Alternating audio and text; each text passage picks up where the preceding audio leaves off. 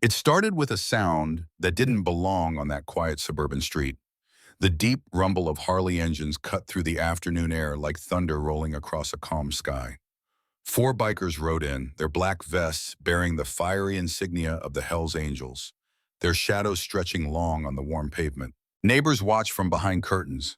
Mothers pulled children indoors, and even the wind seemed to hesitate.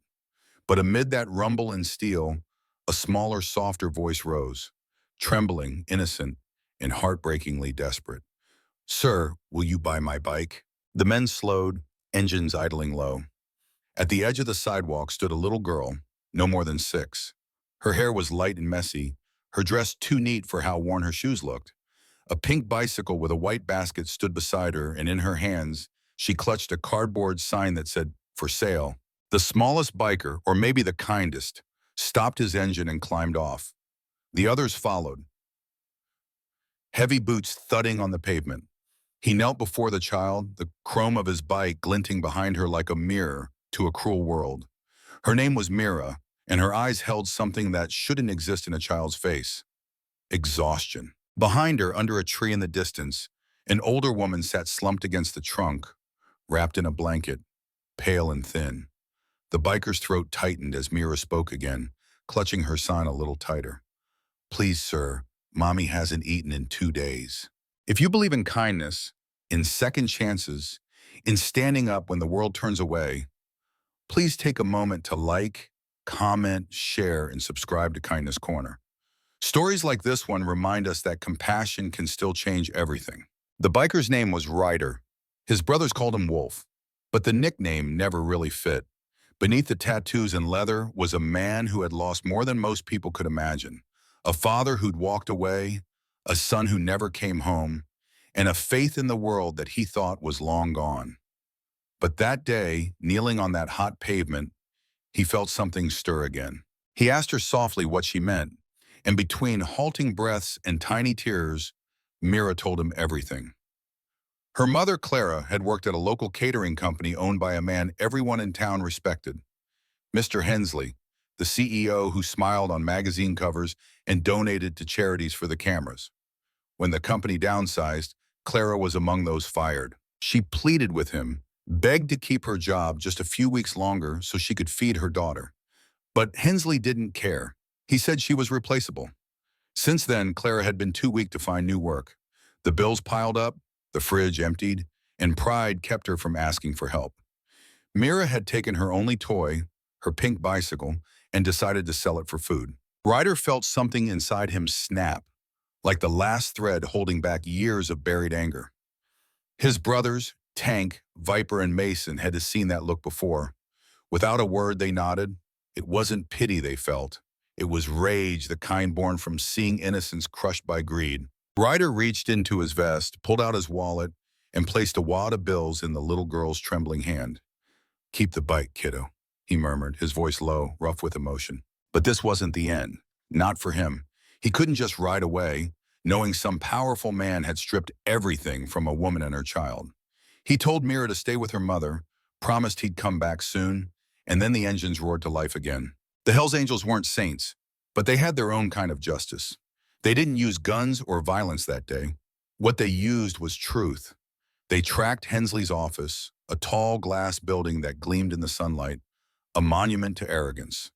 The four men walked in like thunder after lightning, boots echoing against marble floors. The receptionist froze. Ryder's eyes found Hensley's through the glass wall of his office. The kind of man with a gold watch, a fake smile, and hands that had never worked an honest day in years.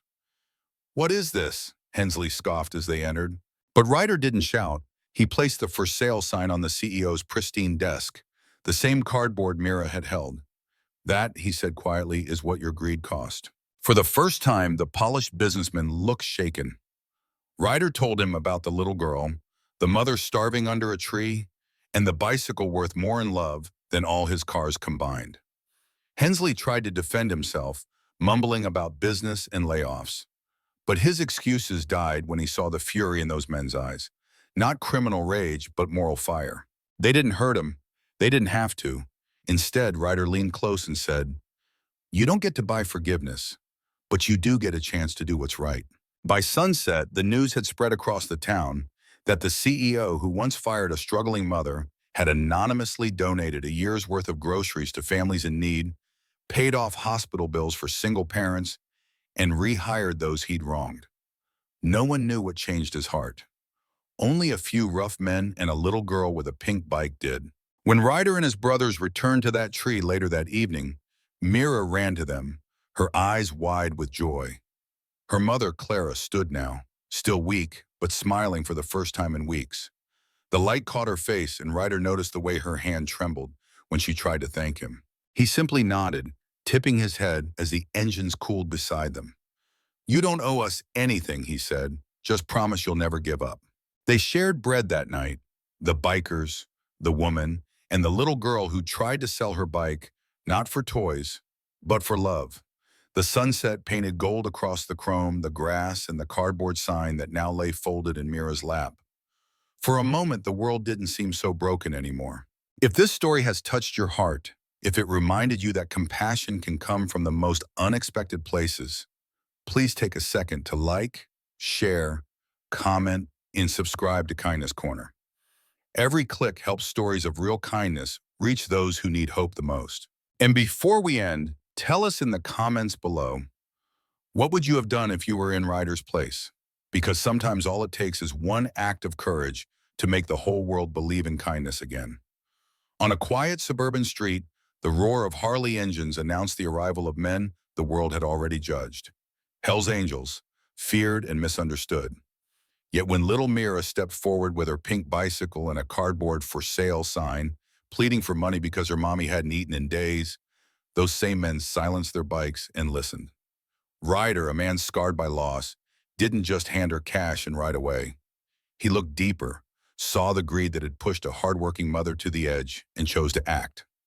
With nothing but quiet words and unyielding moral fire, he and his brothers confronted a powerful CEO, placed that humble sign on his desk, and gave him a choice: keep hiding behind business decisions or do what's right. By sunset, lives were changed, not through violence, but through the unstoppable force of compassion backed by courage. This story cuts straight to the heart because it reminds us that true power doesn't live in boardrooms, bank accounts, or even leather vests. It lives in the moment we refuse to look away from someone else's pain. Mira's small act of love, trying to sell her most treasured toy to feed her mother, awakened something fierce and protective in men who'd been written off as outcasts. It proves that kindness isn't soft. It's the bravest rebellion against a world that too often rewards indifference. And it challenges every one of us. When we see injustice dressed up as just business or not my problem, will we ride past or will we stop, listen, and stand up? Real heroes don't always wear capes. Sometimes they wear patches and carry the weight of their own broken pasts. But they show up anyway because one act of courage can ripple farther than we ever imagine.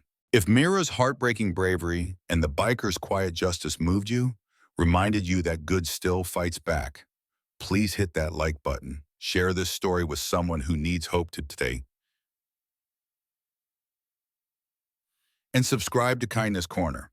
We're here to keep proving that humanity's best moments are still ahead. Now drop a comment below. What would you have done if you'd been in Ryder's place that day? Your answer might inspire someone else to choose courage when their moment comes.